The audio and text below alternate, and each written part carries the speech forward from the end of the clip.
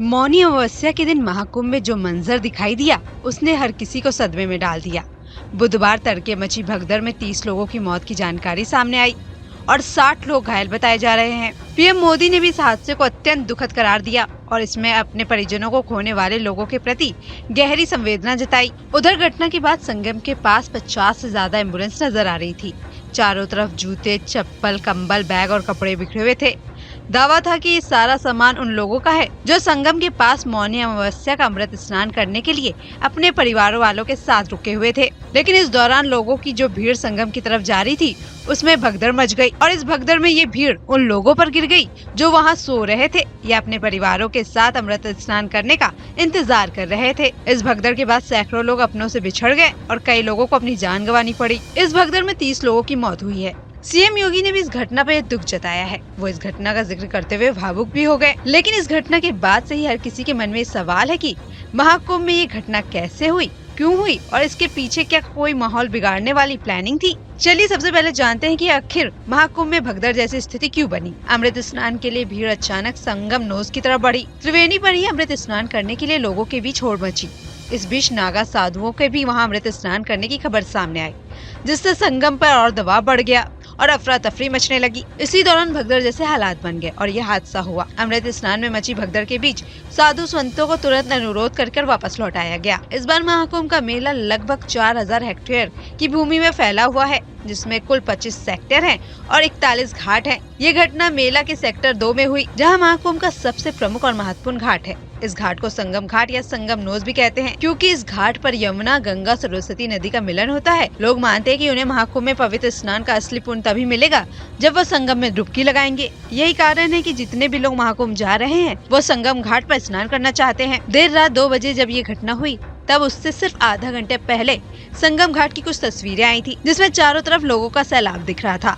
अनुमान है कि उस समय सिर्फ इस सेक्टर में संगम के आसपास करीब 25 लाख से ज्यादा लोग इकट्ठा हुए थे। पुलिस ने संगम पहुंचने के लिए जो मार्ग बनाए थे वो इस कदर भरे हुए थे कि लोगों को वहां लगाए गए बैरिकेड तक तोड़ने पड़े थे। ये सारे हालात भगदड़ मचने के सिर्फ आधा घंटे पहले हुई थी। जानकारों की माने तो ये घटना 1:45 से 2 बजे के बीच हुई।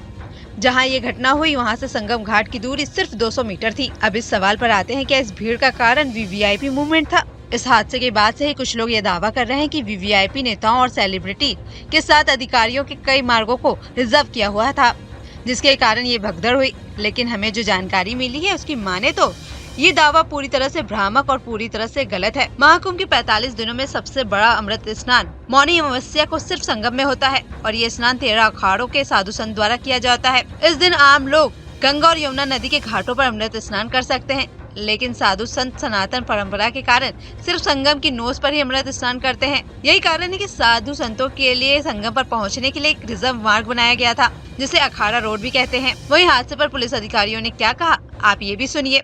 देखिए, आज महाकुंभ प्रयागराज में मौनी अमावस्या का मुख्य स्नान पर्व था 29 जनवरी 2025 को।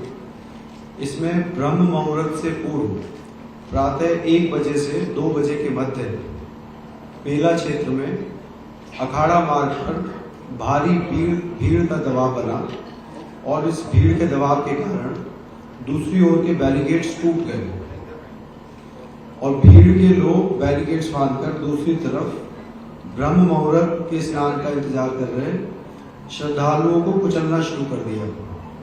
यद्यपि प्रशासन ने तत्काल राहत और बचाव कार्य करते हुए ग्रीन कॉरिडोर बनाया और एम्बुलेंस के माध्यम से लगभग 90 घायलों को अस्पताल तक पहुंचाया, परंतु इसमें से दुर्भाग्यपूर्ण तरीके से 30 श्रद्धालुओं की दुखद मृत्यु हो गई है।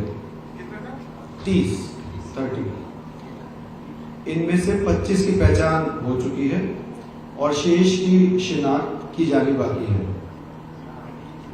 कुछ लोग बाहर के प्रदेशों के भी इनमें से हैं, जैसे कर्नाटक के 4 लोग हैं, असम से 1 है, गुजरात से 1 है। कुछ घायलों को परिवार के सदस्यों को लेकर चले गए हैं तथा 36 घायलों का इलाज स्थानीय मेडिकल कॉलेज में चल रहा है।